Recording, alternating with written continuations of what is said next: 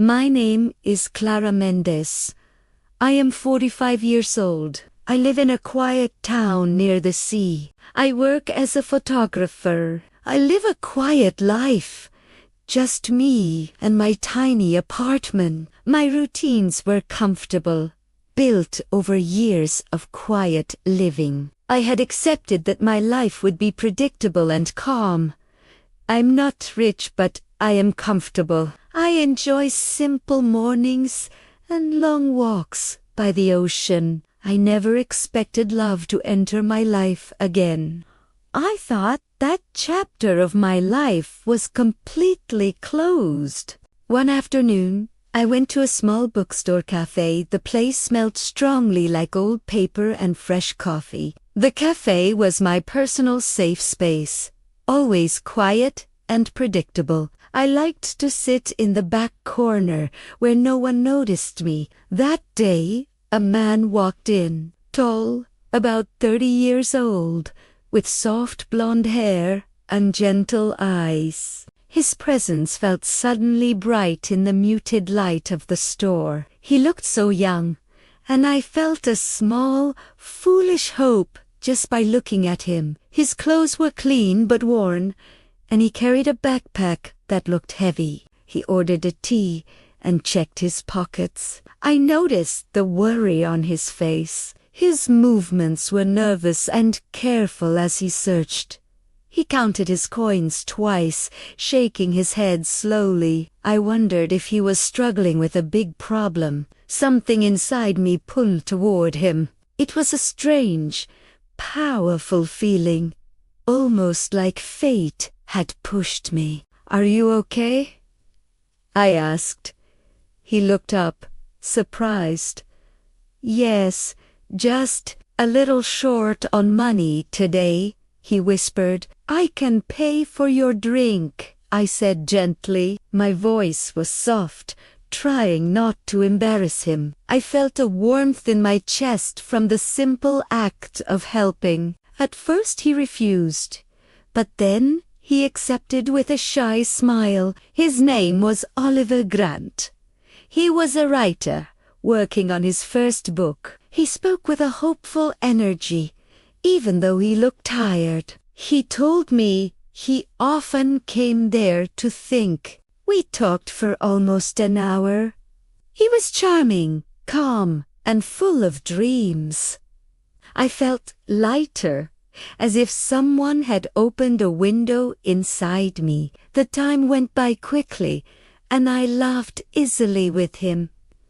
I realized how lonely I had been before he arrived. "Before leaving," he said, "I hope I see you again." And I did, many times. Coffee, long talks, quiet afternoons. He told me about his stories, his fears, his hopes. I told him about my life behind the camera. We shared secrets and small jokes that only we understood.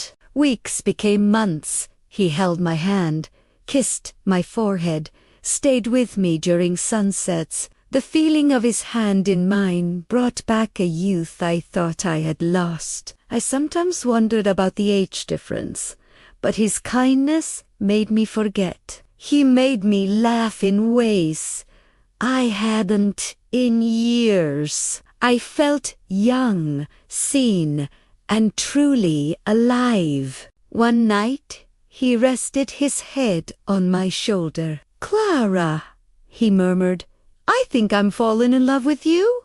My heart raced like it hadn't in decades. The warmth of his confession filled the quiet room. I had waited for those words for so long. I couldn't imagine them being false. I believed every word. Soon, he moved into my apartment. He cooked breakfast, cleaned, wrote by the window. He made life feel warm and safe. We had built a shared, comfortable routine, and I thought we would stay like that forever. I trusted him completely. My trust was total. I believed he was happy simply being with me. But one evening, Oliver looked pale. He held a letter in his hands, his fingers shaking. "My brother is in trouble," he said. The air in the room suddenly felt heavy and cold. "He needs money urgently, or something terrible will happen." I saw the sadness in his eyes and felt a sudden, sharp fear for him. I felt my chest tighten. The worry for him was immediate and deep. "How much?" I asked. He looked embarrassed. He kept his eyes on the floor. I wanted to ask more questions, but I saw his pain and stopped myself. Just enough to help him get back on his feet. I gave it to him. He hugged me, kissed my cheek, whispered, "You saved us." Days later, another problem appeared. Then another. The peaceful rhythm of our life was constantly broken by these urgent, stressful demands. Every time he asked, a small, cold piece of doubt tried to enter my mind, but I pushed it away quickly. His expressions were always scared. His stories always sounded urgent, and each time I believed him because love makes you blind. My desire to protect him was stronger than any doubt in my mind. I became tired of the stress, but I was more afraid of losing him. One morning, I woke up alone. The apartment was silent, too silent. The morning sun felt cold on the empty side of the bed. I felt a sudden panic because the silence was wrong. Oliver was gone. His clothes, backpack, notebooks all missing. My money, too. Every savings I had, every extra penny. My bank account was almost empty. He had cleaned out my life savings with cold precision. He didn't even leave a note, just empty space and quiet. I called him again and again. His number was disconnected. I checked everywhere he used to go.